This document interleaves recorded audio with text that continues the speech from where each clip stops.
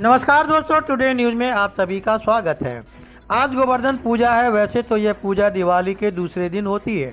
अन्नकूट होता है, भगवान कृष्ण के 56 भोग लगाए जाते हैं।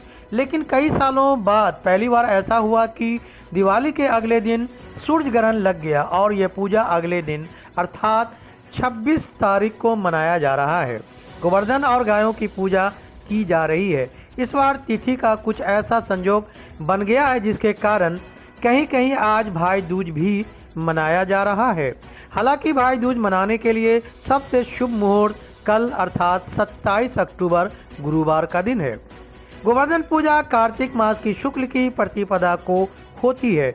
इस बार गोवर्धन पूजन उत्सव में स्वाति नक्षत्र का अद्भुत संयोग मिल रहा है। पर्व विशेष में घर के बाहर प्रातःकाल गाय के गोबर का गोवर्धन बनाकर पूजा किया जाता है। काशी, मथुरा, वृंदावन के साथ देश भर में पूरे उल्लास के साथ मनाया जा रहा है।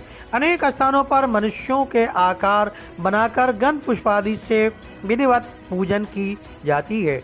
अन्नकूट भी गोवर्धन पूजा का ही हिस्सा है। इसमें देवालयों में भगवान को कूटे हुए अन्न से खुद बनाए गए 56 प्रकार के मिष्ठान पकवान का भोग अर्पित किया जाता है।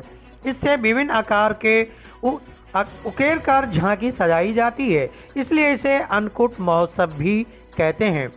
ज्योतिषाचार्य पंडित श्री द्विवेदी के अनुसार प्राचीन काल में ब्रिज में संपूर्ण नर नारी अनेक पदार्थों से इंद्र का पूजन करते थे और कई तरह से परिपूर्ण 56 प्रकार का भोज लगाते थे।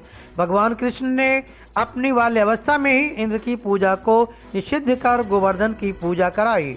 स्वयं ही दूसरे स्वरूपों से गोवर्धन बनकर अर्पण की हुई संपूर्ण भोजन सामग्री का भोग लगाया। ये देखकर इंद्र ने वज्र क्षेत्र प्रलय करने वाली वर्षा की, लेकिन भगवान श्री कृष्ण ने गोवर्धन पर्वत को हाथ की छोटी उंगली पर उठा लिया और ब्रजवासियों को उसके नीचे खड़ा कर बचा लिया।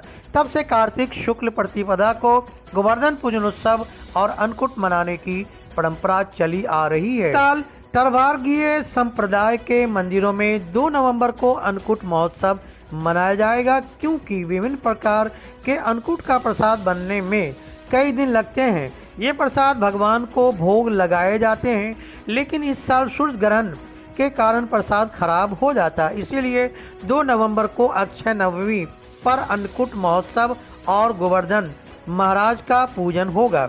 इस परंपरा में मथुरा का द्वारकाधीश मंदिर और जतीपुरा का मुखारविंद मंदिर शामिल है। पंडित राजीव शर्मा के अनुसार गोवर्धन पूजा 3.5 पहर व्यापिनी कार्तिक शुक्ल प्रतिपदा को ही मनाई जाती है।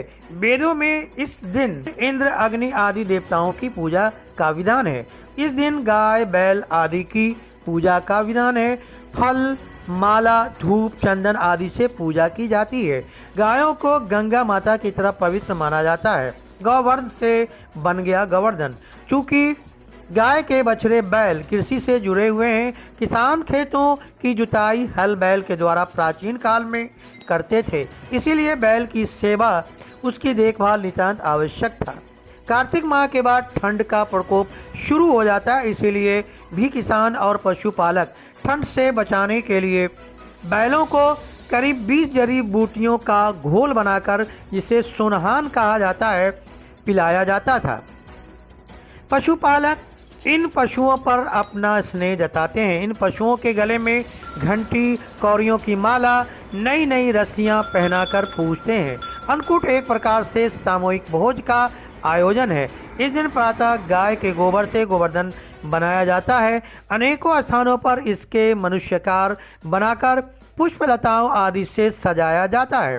पूजा के समय इसकी 7 बार परिक्रमा की जाती है। परिक्रमा के दौरान लोटे से गंगा जल आकृति के चारों ओर गिराते हैं। कहीं कहीं परिक्रमा के समय एक व्यक्ति हाथ में जल का लोटा व अन्य खील, जौ लेकर चलता है।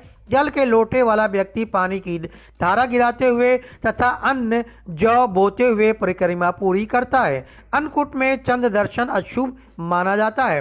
यदि प्रतिपदा में द्वितीया हो तो अन्नकूट अमावस्या को मनाया जाता है। ज्योतिष जानकारों के अनुसार जो भी व्यक्ति इस साल गोवर्धन पूजा संपूर्ण करेगा उसे भगवान गोवर्धन के साथ साथ श्री कृष्ण का भी अखंड आशीर्वाद प्राप्त होगा। यही नहीं, उस व्यक्ति के घर हमेशा सुख समृद्धि का वास बना रहेगा।